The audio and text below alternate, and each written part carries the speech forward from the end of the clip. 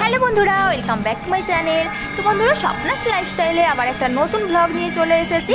তো বন্ধুরা, আজকে রথ, সবাইকেই জানাই রথের অনেক অনেক শুভেচ্ছা, শুভ রথযাত্রা। তো আমাদের এখানে কিন্তু আজকে সকাল থেকে প্রচুর বৃষ্টি হচ্ছে, প্রচুর বৃষ্টি।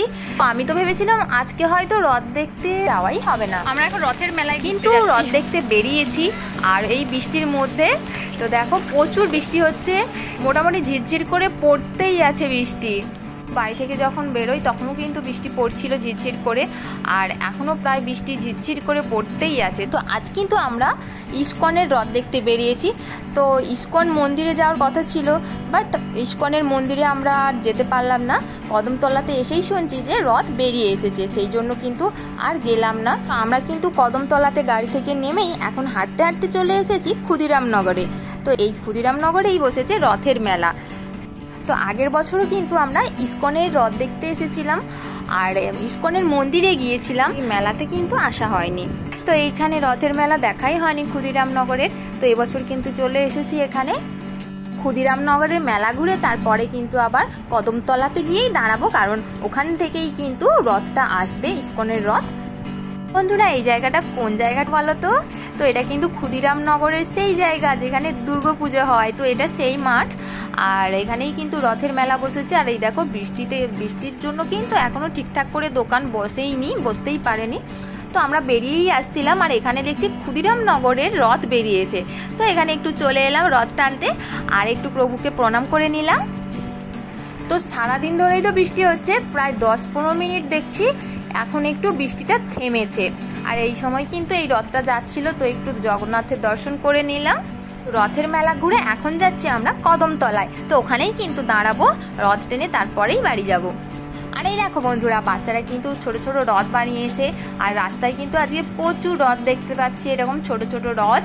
আর এই যে এখন কদমতলায় পৌঁছে গেছি, আর এখানে এসে দেখছি রথ তো এখনো আসেনি, তাই আমরা আরো একটু এগিয়ে গেলাম কদমতলা থেকে পেরিয়ে। আর এখন দেখতে পাচ্ছি রথ আসছে।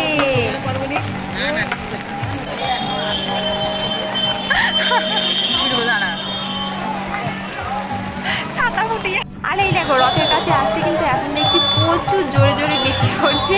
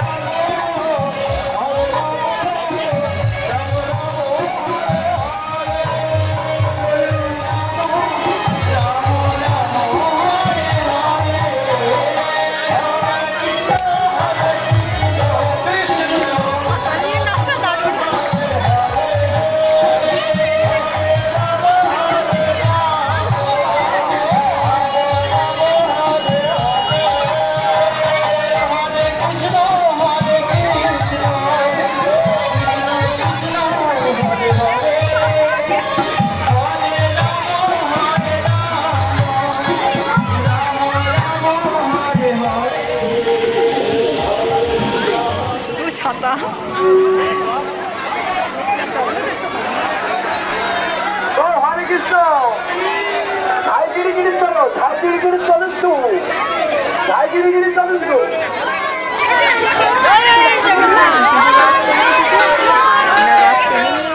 আর জগন্নাথকেও দর্শন করে নিয়েছি।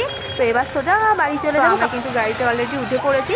তো চলো, আজকের মতো ব্লগটা এখানেই শেষ করছি, দেখা হচ্ছে পরের ব্লগে।